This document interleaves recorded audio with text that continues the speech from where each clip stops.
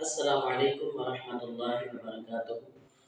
تو اب ہم آپ کے لیے لائے ہیں ایک شاندار ویڈیو، تو آئیے ویڈیو شروع کرتے ہیں۔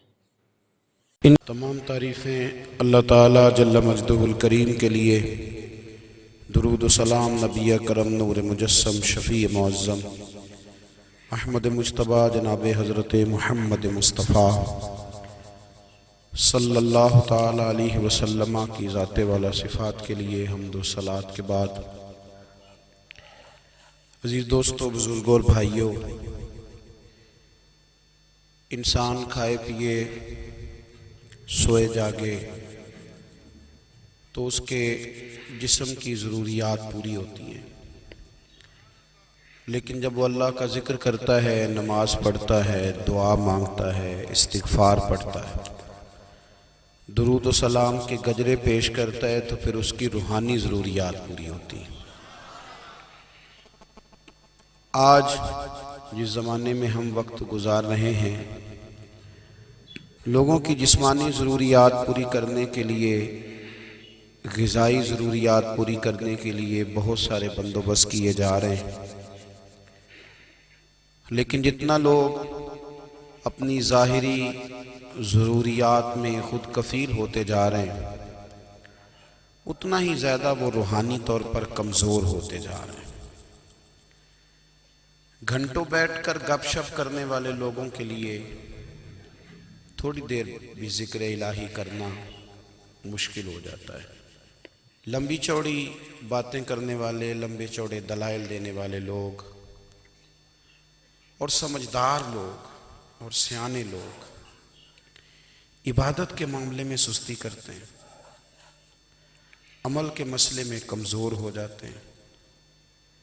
تسبیحات کرنا، وظائف پڑھنا، درود و سلام پڑھنا، کم بولنا، سچی بات کرنا، صبر سے رہنا، شکر کو اپنانا، قناعت اختیار کرنا، حسد، بغض، عداوت سے بچنا، یہ لوگوں کے لیے مشکل ہو جاتا ہے۔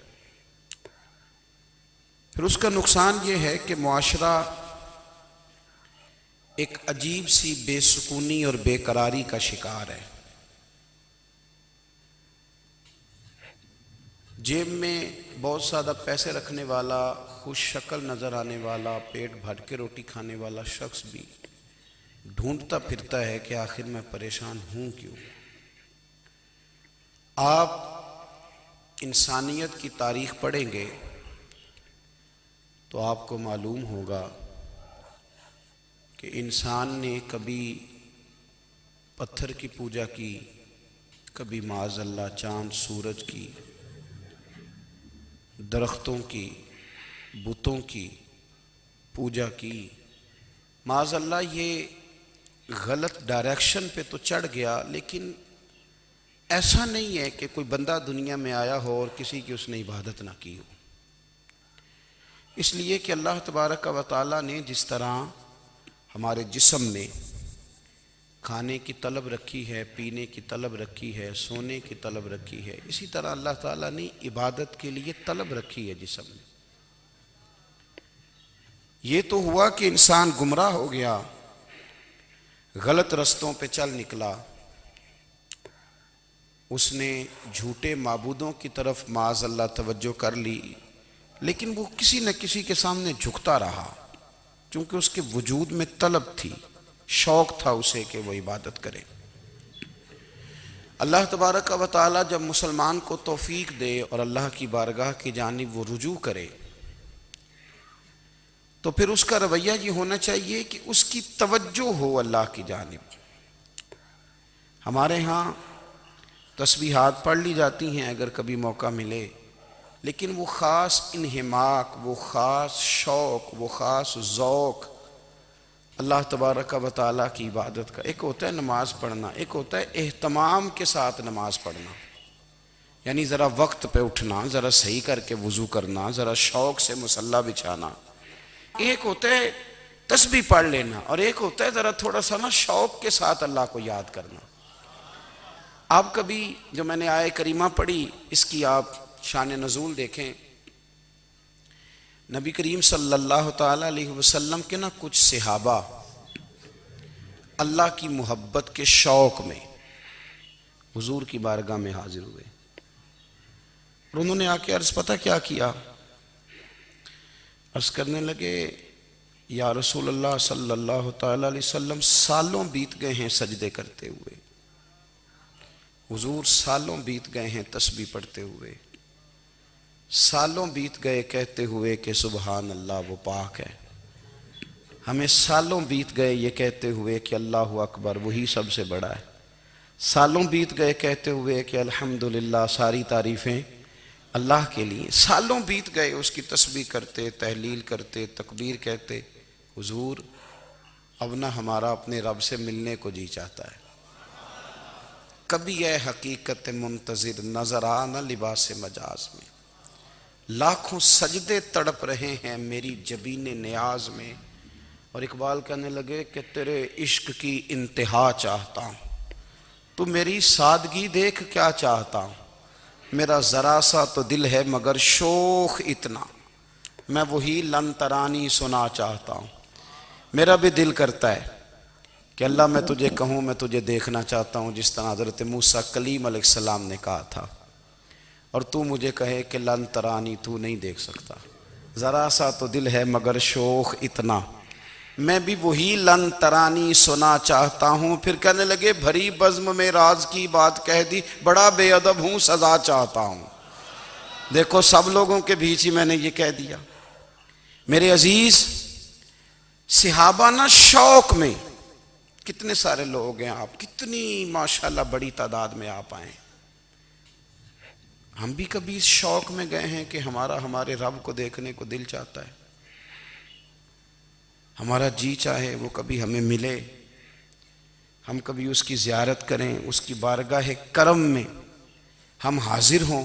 صحابہ نے عرض کیا یا رسول اللہ صلی اللہ تعالی وسلم ہمارا رب کہاں ہے؟ ہمارا نا اپنے رب کو دیکھنے کو جی چاہتا ہے۔ جب صحابہ نے یہ عرض کیا تو اللہ نے قرآن مجید نازل کیا، فرمایا وَإِذَا سَأَلَكَ عِبَادِي أَنِّي فَإِنِّي قَرِيبٌ، محبوب جب میرے بندے آپ کی بارگاہ میں آ کے میرے بارے میں پوچھیں نا تو ان سے کہہ دینا میں ان کے قریب ہی ہوں، قریب ہی ہوں۔ دلیل کیا ہے؟ آئی اذا دان، یہ جب بھی مجھ سے دعا مانگیں گے میں ان کی دعاؤں کو قبول فرماؤں گا، میں ان کے قریب ہوں، میں ان کے قریب ہوں، یہ جب بھی دعا مانگیں گے نا میں قبول کروں گا، میں ان کے قریب ہوں۔ اللہ تبارک و تعالیٰ کے بندے اللہ سے محبت کرتے، رب کی بارگاہ میں جھکتے، اس کو اپنے دکھ سناتے، اس کے پیارے محبوب صلی اللہ تعالیٰ علیہ وسلم کا وسیلہ لے کے اس کے حضور حاضر ہو جاتے، پیشانیاں سجدوں سے روشن ہوتی۔ ہم نا ہر چیز کے لیے وقت نکالتے ہیں، ہر چیز کے لیے، لیکن عبادت کے لیے وقت نہیں نکالتے۔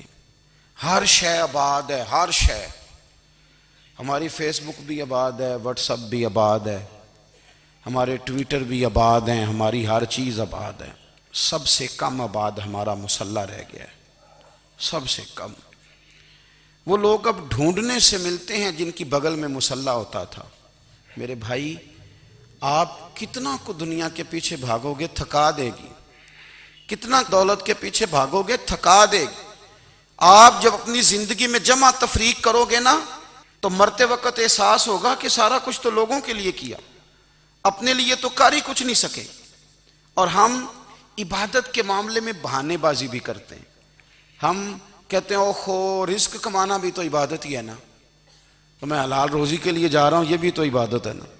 میری طرح کے لوگ کہہ دیتے ہیں کہ میں سویرے اٹھ کے مدرسے میں کچھ اسباق دیکھتا ہوں تو یہ بھی تو عبادت ہے، میں بیان کرنے کے لیے مطالعہ کرتا ہوں تو یہ بھی تو عبادت ہے نا، اتنے لمبے سفر کر کے ملک میں دنیا میں گھومتا ہوں تو یہ بھی تو میں عبادت ہی کر رہا ہوں۔ اب اسپیشل نفلوں کے لیے وقت کس طرح نکلے، اسپیشل کر کے تسبیح میں کیسے چلاؤں، میں سارا کچھ ہم بہانے بنا لیتے ہیں نا۔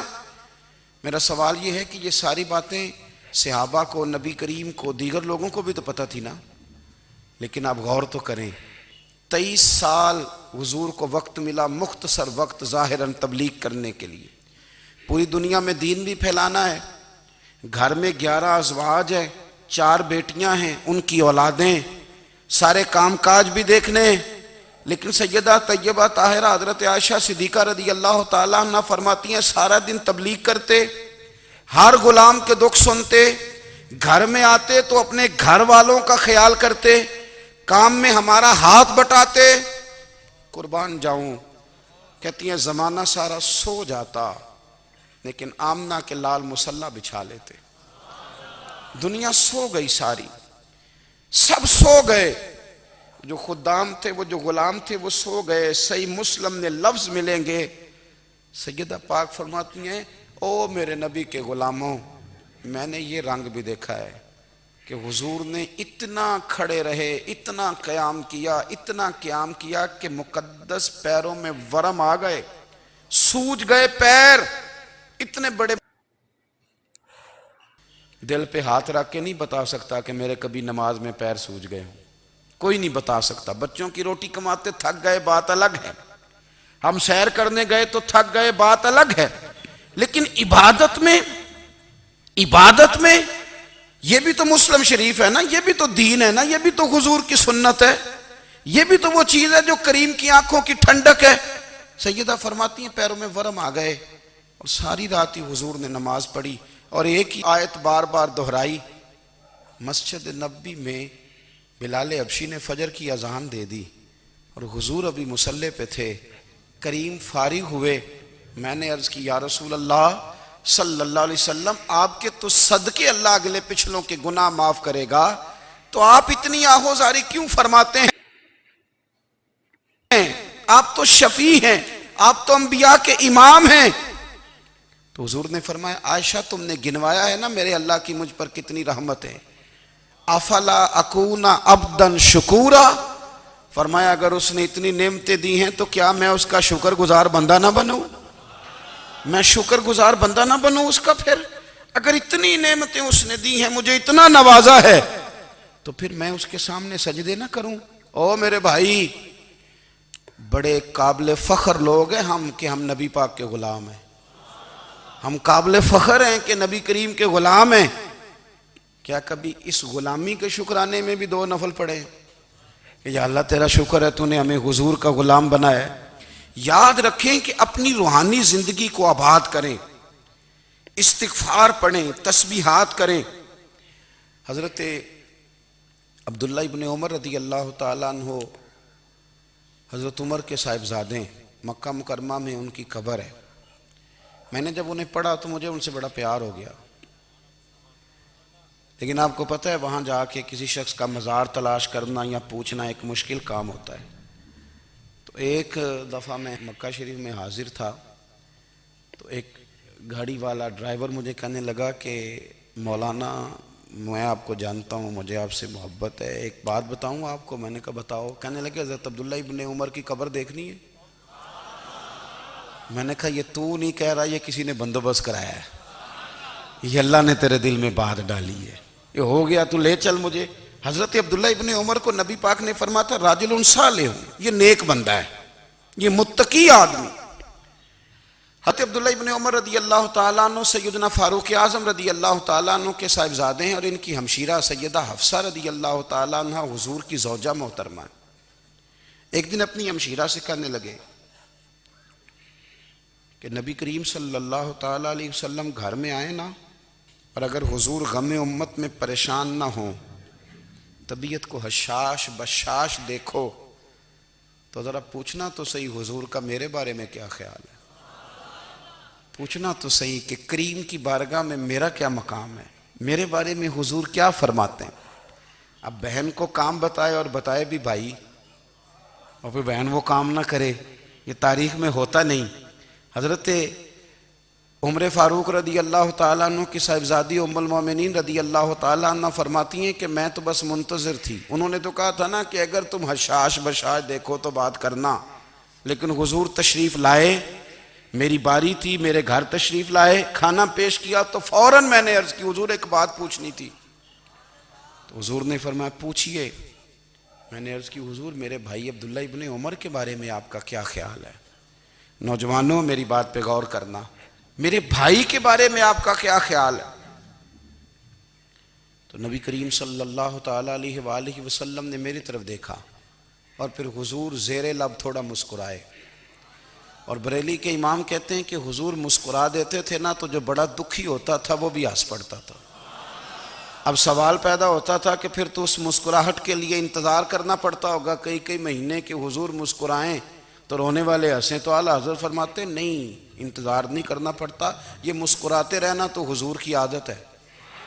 جس کی تسکین سے روتے ہوئے ہنس پڑے اس تبسم کی عادت پہ لاکھوں سلام. یعنی یہ تو عادت ہے حضور کی مسکراتے رہنا، اس کے لیے انتظار نہیں کرنا پڑتا. بھائیو آپ خیال رکھیں گے، غور کریں گے.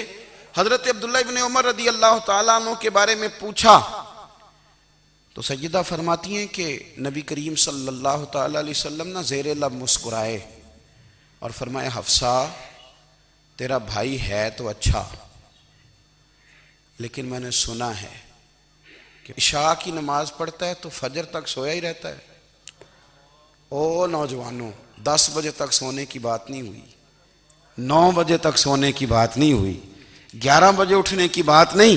حضور فرمانے لگے میں نے سنا ہے کہ عشاء کی نماز پڑھ کے سو جاتا ہے اور فجر تک سویا ہی رہتا ہے، اسے چاہیے کہ تہجد کے وقت اٹھا کرے، اللہ کی بارگاہ میں حاضر ہوا کرے، آہوزاری کرے، سجدے کرے، عبادت کرے. اٹھتا ہے اور فجر میں جا کے اٹھتا ہے. حضرت جناب حفصہ رضی اللہ تعالیٰ عنہ کہتی ہے میں نے جناب عبداللہ ابن عمر کو پیغام دیا اور میں نے کہا میرے جوان بھائی سن. نبی پاک نے فرمایا ہے تو اچھا پر تہجد میں نہیں اٹھتا، نفل نہیں پڑھتا. او میری ملت کے جوانوں، مزہ نہیں آ جاتا جب ساری دنیا سوئی ہو، ساری دنیا، اور بستر بھی گرم ہو اور نیند بھی پورا غلبہ کر رہی ہو، اور اچانک گھنٹی بجے دماغ میں، آنکھ کھلے، گھڑی پہ نظر پڑے، 3:30 4 بجے کا پیغام گھڑی بتائے، اور کوئی چڑھتی جوانی والا اٹھ کے وضو کرے، اور جب وہ مصلی کھول کے بچھائے تو مدینے والے محبوب کہتے ہیں کہ ہر نماز پہ رب ثواب دیتا ہے، اور جو اٹھ کے تہجد کی نماز پڑھے اسے دیکھ کے تو رب مسکراتا ہے. جو اس کی شان کے لائق ہے، جو اس کی شان کے لائق، وہ مسکراتا ہے، خوش ہوتا ہے کہ میرا بندہ تہجد میں اٹھ گیا، وہ مسکراتا ہے. کاش ہماری صبحیں کبھی اپنے مالک کے نام ہو جائیں. کاش کے صبحیں. حضرت ابو الحسن رحمۃ اللہ تعالیٰ علیہ حضرت معاذ ابن جبل رضی اللہ تعالیٰ عنہ کے پاس بیٹھا کرتے تھے. فرماتے ہیں ان سے جو پیار بڑھا تو پھر میرا مصلی سے بھی بڑھ گیا. تابعی ہیں. فرماتے ہیں صحابی رسول سے محبت ہوئی تو ذکر سے بھی ہو گئی، پھر درود شریف سے بھی ہو گئی. محبت ان سے بڑھی تو پھر اللہ نے مسجد کا پیار بھی بڑھا دیا. آپ فرماتے ہیں کہ میری ہر وقت طبیعت چاہتی تھی کہ بس اللہ اللہ کروں، بس اللہ اللہ کروں، بس نہ میں ذرا تھوڑی جان چھڑاؤں لوگوں سے، کوئی 10 منٹ ملے تو میں کوئی 4 نفل پڑھ لوں، میں تھوڑا سا نہ بچوں لوگوں سے، اور مجھے تسبیح ملے تو میں نہ کچھ 400-500 دفعہ استغفار پڑھوں، سبحان اللہ، الحمدللہ، اللہ اکبر، لا حول ولا قوت الا باللہ، میں نہ تسبیحات پڑھوں. فرماتے ہیں کہ بچے تھے گھر میں 6-7، غربت تھی، کام ملتا کوئی نہیں تھا، اور میں کام چور نہیں تھا، کام ڈھونڈتا تھا، پر اللہ کی قدرت کے کام نہیں ملتا تھا.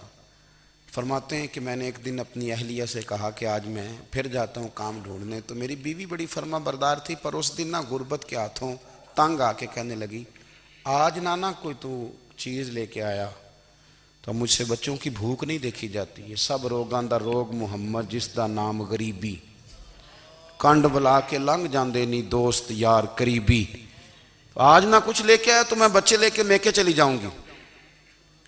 شیخ فرماتے ہیں کہ میں بڑا پریشان گھر سے نکلا، پر میں نے صبح سے لے کے زور تک کام ڈھونڈا، کام ملا کوئی نہیں. تو میرے دل میں خیال آیا چلو کام نہیں ملتا تو اللہ اللہ تو کرے نا، چلو بندوں کی مزدوری نہیں ملتی تو رب کریم کی عبادت ہی کرتے ہیں. فرماتے ہیں کہ میں نے نا فرات کے پانی سے وضو کیا، نہر کے، شدید دھوپ تھی، ساتھ ریت تھی اور ریت تپ رہی تھی. میں نے اپنا رومال وہیں مصلی کے طور پر بچھا لیا، اور فرماتے ہیں کہ زور سے لے کر عصر تک نماز پڑھی، دھوپ بھی پورے زور پہ، پر میرے سجدے کا ذوق بھی پورے زور پہ. فرماتے ہیں سورج بھی چمک رہا ہے اور رب کی عبادت کا ذوق بھی پورے زور پہ، میں سجدہ کروں تو پھر میرا اٹھانے کو جی نہ چاہے۔ میرے استاد لکھا کرتے تھے، یہ ان کا شعر ہے، وہ کہا کرتے تھے مجھے سوز دے، مجھے ساز دے، اور مجھے نیم شب کا نیاز دے، دم سجدہ خود کو میں توڑ دوں، مجھے ایسا ذوق نماز دے۔ اور میں تیری بہار کا پھول ہوں، میں کھلا بھی ہوں تو تیرے لیے، مجھے میری شاخ سے توڑ لے، مجھے اپنی زلف کا ناز دے۔ بھائی فرماتے ہیں کہ عصر تک میں نے نفل پڑھے، دل ڈھلنے لگا، عصر کی نماز پڑھی اور میں وہاں سے چلا۔ اب میں جب نکلنے لگا تو دل میں خیال آیا کہ چھوٹی چھوٹی دیواریں ہیں گھر کی، بغیر کچھ لیے جاؤں گا تو بیوی دور سے دیکھے گی تو شور کرے گی کہ پھر خالی ہاتھ آ گیا ہے۔ کہتے میں نے اپنی اسی رومال میں جس پہ میں نے نماز پڑھی تھی نا، رومال میں کی آخی دے پنجابی جو صافہ کہتے ہیں، اسی میں نا میں نے کچھ ریت بھر لی کہ وہ دور سے دیکھے گی تو سمجھے گی کچھ لے کے آیا ہے، چلو جا کے اسے بتا دوں گا کہ آج پھر مزدوری نہیں ملی۔ کہتے ہیں وہ ریت لے کر جب میں گھر میں گیا تو پہلے بیوی دروازے پہ کھڑی ہوتی تھی، پوچھتی تھی خالی ہاتھ آ گئے ہو؟ آج میں نے دیکھا تو ہے ہی کوئی نہیں۔ فرماتے ہیں میں اندر داخل ہوا، سلام لیے، کونے میں میں نے وہ رومال رکھ دیا اور میں نے آواز دی کہ بھلی مانس کہاں ہو؟ تو وہ کہنے لگی آپ منہ ہاتھ دھو لیں، میں روٹی لے کے آئی۔ میں نے کہا روٹی کہاں سے آ گئی؟ یہاں تو کئی دنوں کے فاقے، تو کئی دنوں کی غربت ہے، یہاں تو اس گھر میں تو فقیری ہے۔ فرماتے ہیں کہ وہ روٹی لے کے آئی اور اس وقت کی جو موجودہ نعمتیں تھیں، سمجھ لیں سلاد، اچار، ہر چیز ساتھ لائی۔ میں نے کہا کہ بچے کہاں گئے؟ کہنے لگی وہ کھانا کھا کے کھیلنے گئے، آپ کھانا کھا لیں آ جاتے۔ کھانا اس نے چن دیا۔ میں نے حیرت انگیز لہجے میں ساری نعمتیں اپنے دسترخوان پہ دیکھ کر کے بیوی سے پوچھا یہ کہاں سے آیا کھانا؟ بچوں کو تو نے کہاں سے کھانا کھلایا؟ یہ سارا کچھ کیسا ہے؟ تو کہنے لگی پتہ نہیں آج آپ کس کریم کی مزدوری کرنے چلے گئے تھے، پتہ نہیں کس کریم کی، میرے گھر میں تو اتنی نعمتیں آئی ہیں کہ مجھ سے سنبھالی نہیں جا رہی، اتنا اناج ہے، اتنا گندم ہے، کس کریم کے دروازے آج چلے گئے تھے؟ یہ کہتے کہتے وہ اٹھی اور اٹھ کر کے کہنے لگی پہلے بڑا کچھ آیا تھا، اب کیا لے آئے ہو؟ اور جا کر کے نا اس نے وہ ریت والا رومال کھولا، کہنے لگے میں تو لے کے آیا تھا ریت، تو میرے رب نے اسے بھی سونے اور ہیرے بنا دیا تھا۔ جب آپ کی توجہ اللہ کی جانب، میرے نبی پاک صلی اللہ تعالی علیہ وسلم نے فرمایا ہر چیز اپنے رب سے مانگ، ہر چیز مانگ، ہر چیز مانگ۔ یا رسول اللہ کیا کچھ؟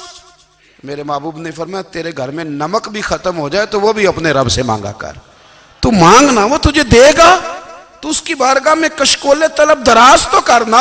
اور ترمذی شریف میں عجیب لفظ ہیں، رسول کائنات نے فرمایا، رب کریم فرماتا ہے جب میرا بندہ ہاتھ اٹھاتا ہے نا تو مجھے حیا آتی ہے کہ میں خالی کیسے لوٹا دوں اس کے، اتنے بڑے بادشاہ کی بارگاہ میں۔ او بھائی لوگوں سے عزتیں تلاش کرتے ہو تو وہ کیا تمہیں عزت دیں گے؟ وہ تو کل اچھا کہتے ہیں پرسوں برا کہنے لگ جاتے ہیں۔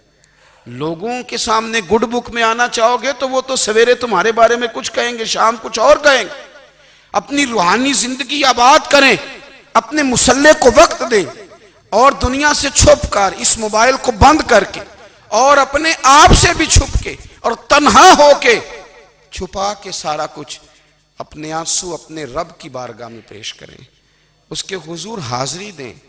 سنو نا ترمذی کی حدیث، اور اسے یاد رکھنا، نبی پاک علیہ السلام نے فرمایا اپنے دکھ لوگوں کے سامنے نہ بیان کرنا، سیٹھوں نوابوں کو نہ بتاتے پھرنا، دنیا داروں کے سامنے جا کے نہ رونا کہ میں تکلیف میں ہوں۔ فرمایا اگر دنیا داروں کو دکھ بتاؤ گے رب تمہیں کبھی غنی نہیں کرے گا، اور لوگ ہیں کہ الٹا مذاق اڑائیں گے۔ آپ کی جس سے بڑی پکی یاری ہے نا، پکی، وہ تب تک پکی ہے جب تک آپ نے 50,000 مانگا نہیں، اور جس وقت آپ نے کہہ دیا کہ میں مجبور ہوں میری مدد کر تو پھر ختم ہو گئی دوستی۔ لوگوں کے تعلقات آپ کے ساتھ تب تک ہیں جب تک آپ ان سے کوئی ضرورت وابستہ نہیں کرتے۔ کریم محبوب فرمانے لگے بندوں کے سامنے دکھ نہ بیان کرنا، اللہ تجھے کبھی غنی نہیں کرے گا، تو اپنے دکھ اپنے رب کو بتا، تو دعائیں مانگ، تو اس کی بارگاہ میں حاضر ہو، تو اس کے حضور عرض کر۔ فرمایا اپنے دکھ اپنے رب کو بتا، وہ جلدی کرے یا دیر سے کرے تجھے ساری دنیا سے بے نیاز کر دے گا، تجھے کسی کا محتاج نہیں رہنے دے گا۔ اپنے مسلح کو، اپنی دعاؤں، ایک بزرگ فرماتے ہیں میں نے دعا مانگنے کا طریقہ اپنی بیوی سے سیکھا۔ دعا مانگنے کا طریقہ اپنی، سیکھنے والے تو اپنے بچوں سے بھی سیکھ لیتے ہیں، سیکھنے والے تو ہر ایک سے سیکھتے ہیں۔ وہ کہتے ہیں میں نے دعا مانگنے کا سلیقہ اپنی بیوی سے سیکھا ہے۔ حضرت وہ کس طرح؟ فرمانے لگے میری بیوی نے نا مجھے کوئی کام بتایا، کچھ پیسوں کی ضرورت کے لیے کہا، تو میں نے اسے کہا کہ بھئی ابھی میرے پاس نہیں ہے، کچھ دنوں میں آتے ہیں تو میں دے دوں گا۔ عورتوں کی عادت ہوتی ہے وہ بار بار یاد کراتی ہیں، 2-4 دنوں کے بعد پھر اس نے کہا حضرت وہ میں نے کہا تھا کچھ پیسے، میں نے اسے کہا کہ ابھی میرے پاس نہیں ہے، کچھ دنوں میں ملتے ہیں تو میں تمہیں دے دوں گا۔ اس نے کچھ دنوں کے بعد پھر کہا حضور وہ میں نے کچھ پیسے کہے تھے۔ فرماتے میں نے ڈانٹ دیا، میں نے کہا کہ کیا تو روز مجھے شرمندہ کرتی ہے، کہا نا میرے پاس نہیں ہے، ہوں گے تو دے دوں گا، تو روز یاد کراتی ہے۔ فرماتے ہیں اس نے پہلے تو میری ڈانٹ کو سہا، پھر میرے سخت جملوں نے اس کی آنکھوں میں آنسو پیدا کر دیے، پھر اس نے اپنے آنچل میں اپنے اس دکھ کو سمیٹا، اور پھر اس نے ایک جملہ کہا تو میں رو پڑا، اور مجھے اپنے رب سے مانگنے کا طریقہ آ گیا۔ مجھے کہنے لگی حضرت جی آپ نے ڈانٹ دیا میں نے سہ لیا، پر آپ ہی میرے شوہر ہیں، بتائیں نا آپ سے نہ کہوں تو میں کس سے جا کے کہوں۔ فرماتے ہیں میں رو پڑا، اور میں کھل کے رویا، اور میں تڑپ کے رویا، اور پھر میری سسکیاں بند گئیں۔ تو مجھے کہنے لگی آپ کو کیا ہوا؟ میں نے کہا مجھے بھی دعا مانگنی آ گئی ہے، جب میں اسے کہوں گا نا اللہ تو ہی میرا رب ہے، میں تجھ سے نہ کہوں تو میں کس سے جا کے کہوں؟ میں کیوں کسی بندے سے سوال کروں؟ میں کیوں کسی دنیا دار سے کہوں؟ میں تیرے بندوں کا، نیک بندوں کا وسیلہ لے کے، تیرے محبوب کی غلامی لے کے تیری بارگاہ میں آیا، تجھ سے نہ مانگوں تو کس سے مانگوں؟ سمجھ آ گئی ہے جب میں اس رنگ میں مانگوں گا تو میرا رب میرے اوپر بڑا ہی فضل فرمائے گا، وہ میرے اوپر بڑی رحمت کرے گا، وہ میرے لیے آسانیاں کرے۔ عزیز دوستو ہم اس طرح کرنے لگ گئے ہیں کہ ہم نے نا اپنے تعلقات پر اعتماد کرنا شروع کر دیا ہے۔ میرے تعلقات بہت ہیں، ہم نے اپنی دولت پر اعتماد کرنا شروع کر دیا ہے، میرے پاس دولت بہت ہے، ہم نے اپنے علم پر، اپنی شہرت پر اعتماد کرنا شروع کر دیا ہے کہ میرے پاس فلاں چیز بہت ہے۔ یاد رکھنا جب بے نیاز اپنی صفت بے نیازی دکھاتا ہے تو بڑی بڑی دولتوں والے مجبور نظر آتے ہیں۔ بھائیو جب انسان کا رشتہ اپنے مالک کے ساتھ ہوتا ہے پھر تو غم بھی کچھ نہیں کہتے، پریشانیاں بھی کچھ نہیں کہتی، پھر تو زندگی صبر والی، پھر تو زندگی توکل والی، پھر تو زندگی بھروسے والی، پھر انسان اپنے آپ کو رسوا نہیں کرتا، دنیا داروں سے امیدیں اس کی ختم ہو جاتی، امیدیں اللہ رسول سے لگا لیتا ہے، مضبوط ہو جاتا ہے، مضبوط، طاقتور ہو جاتا ہے، خوددار ہو جاتا ہے، باوقار باعزت ہو جاتا ہے۔ حضرت بہلول دانا رحمت اللہ علیہ بیٹھے تھے تو ہارون رشید حج کر کے آ رہا تھا، تو رستے میں حضرت شیخ سے ملاقات ہو گئی تو السلام علیکم کے بعد کہنے لگا حضور کوئی حکم ہو تو بتائیے گا۔ تو حضرت بہلول دانا فرمانے لگے تیرا رب کون ہے؟ اس نے کہا اللہ۔ تو فرمایا میرا کون ہے؟ کہا اللہ۔ فرمانے لگے تو بڑا ہی بیوقوف ہے، کیا تو یہ سمجھتا ہے کہ رب ہارون رشید کو تو دے گا اور بہلول دانا کو بھول جائے گا؟ تیرا بھی وہی رب ہے، میرا بھی وہی رب ہے، اس نے اگر تجھے دے کے آزمایا ہے تو ہو سکتا ہے مجھے نہ دے کے آزما رہا ہو، جب اس کی حکمت کے تقاضے ہوں گے تو عطا کرے گا اور دے گا، تو جا اپنا کام کر۔ بھائی اپنی روحانی زندگی، اپنی عبادات، اپنے وظائف، اپنے روزمرہ کے معاملات، اپنی دعائیں، اپنا استغفار، دیکھو کوئی مشکل کام تو نہیں، 2 رکوع ہیں سورہ واقعہ کہ اگر رات کو پڑھ لی جائے تو۔ میں کس طرح یہ بات بیان کروں کہ تعویذ بانٹنا آسان ہے اور وظیفہ بتانا مشکل ہے؟ سارا دن تعویذ بانٹیں تو لوگ لینے کو تیار ہیں، اور اگر آپ وظیفہ بتائیں تو کہتے ہیں تو مشکل کام ہے۔ او خدا کے بندے، اگر آپ کا تعلق قرآن پاک کے ساتھ مضبوط ہو، قرآن پاک کے ساتھ اگر آپ کا رشتہ ہو، لوگ سفارشیں ڈھونڈتے ہیں نا دنیا میں، کوئی تعلق مل جائے تو میرا کام ہو جائے، دنیا میں اتنا مشکل معاملہ ہے، آخرت میں مجھے بتائیے گا کتنا مشکل معاملہ ہوگا۔ میرے نبی پاک صلی اللہ تعالیٰ علیہ وسلم نے فرمایا جو لوگ سورہ ملک پڑھا کرتے تھے نا، سورہ ملک، یہ سورت ملک قیامت میں ان کی سفارش کرے گی، اور اس طرح کرے گی کہ کہے گی اے اللہ یہاں اس بندے کو جنت میں داخل کر دے یا مجھے قرآن پاک سے علیحدہ کر دے۔ تو رب فرمائے گا جا اس کا دامن تھام کے اسے جنت تک پہنچایا۔ آپ بات کو سمجھیں، جب آپ کے تعلقات اپنے معاملات کے ساتھ مضبوط ہوں گے، یہ نبی کریم نے وعدہ کیا ہے کہ تو سورت واقعہ پڑھ تیرے گھر میں فاقہ نہیں آئے گا۔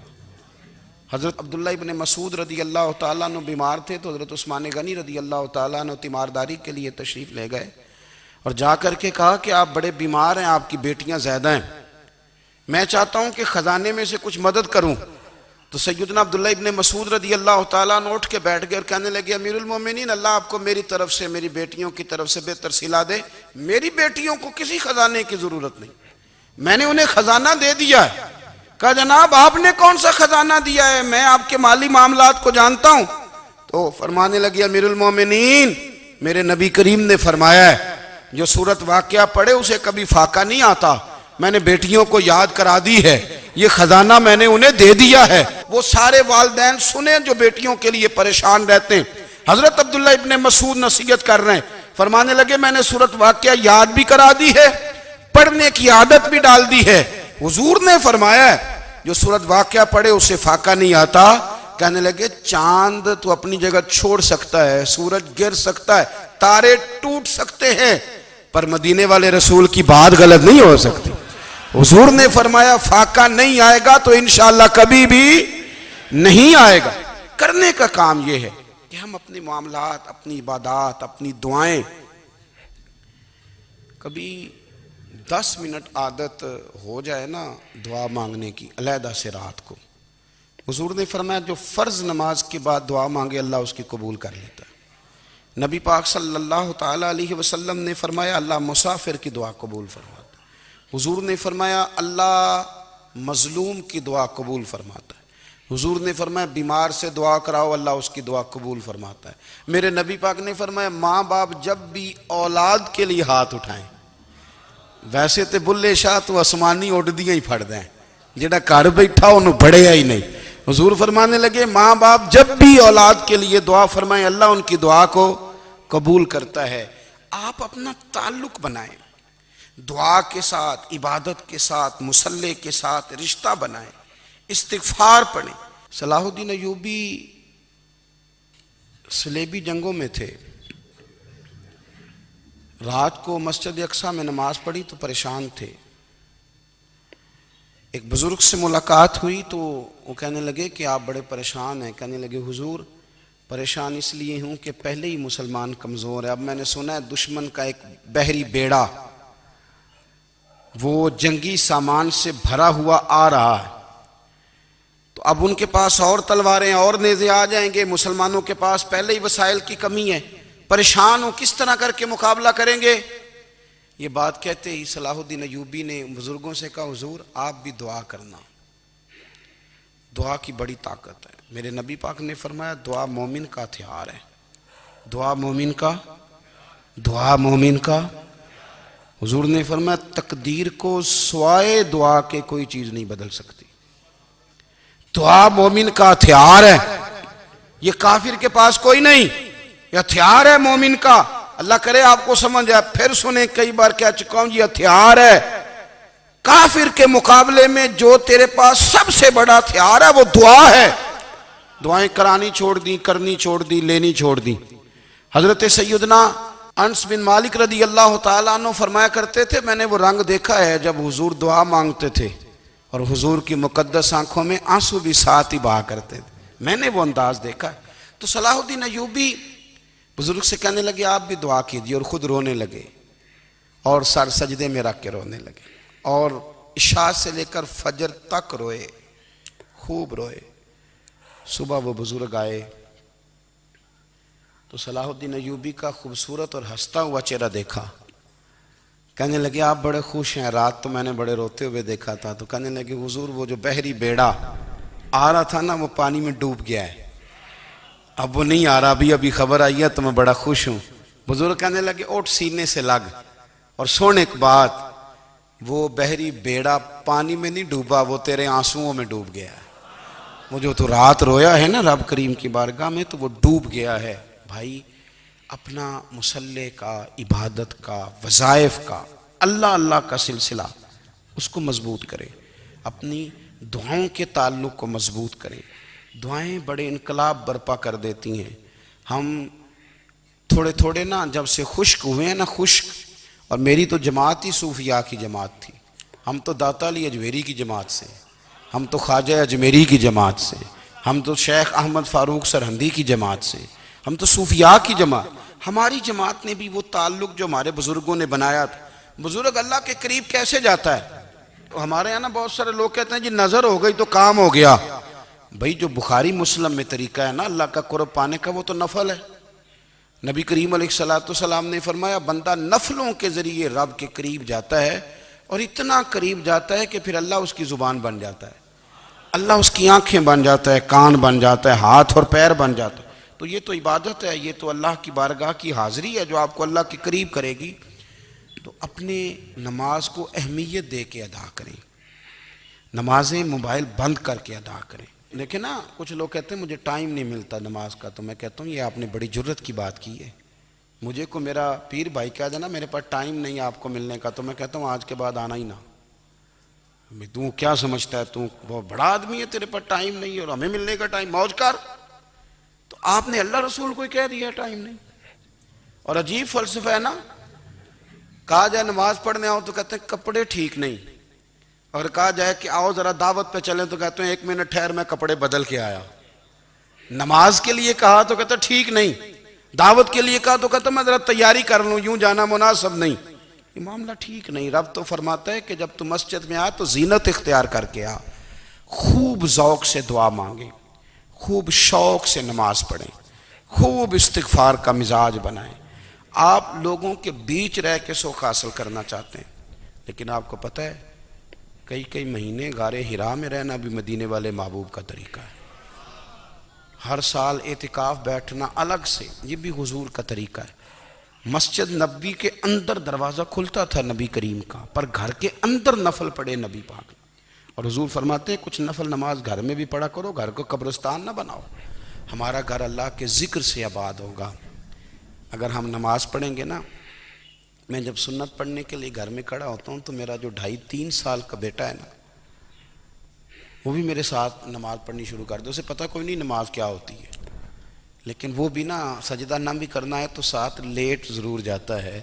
پتہ چلا بچے لیکچر دینے سے نماز نہیں پڑھتے، نماز شروع کر دیں تو بچے بھی شروع کر دیتے ہیں۔ ہم جب پریشان ہوتے ہیں تو لیکچر دیتے ہیں، تو لیکچر تو باہر شاید چل جائے، گھر میں کیسے چلے گا؟ گھر میں تو عمل چلے گا۔ تو میرے عزیز، آج کے اس روحانی اجتماع میں ہمارے دوستوں نے جو محنت کی، ہم نے بار بار اپنی نیت سے پوچھا خدا ہمیں معاف کرے اگر کوئی ذاتی شہرت ہے، کوئی ہمارے ذاتی مفادات ہیں، رب ہمیں ہدایت دے۔ ہماری یہ خواہش تھی کہ روحانی اجتماع ہمیں تھوڑا سا اللہ اور اس کے رسول کے جانب مائل کرے، کچھ ہمارا رشتہ مصلی کے ساتھ مضبوط کرے۔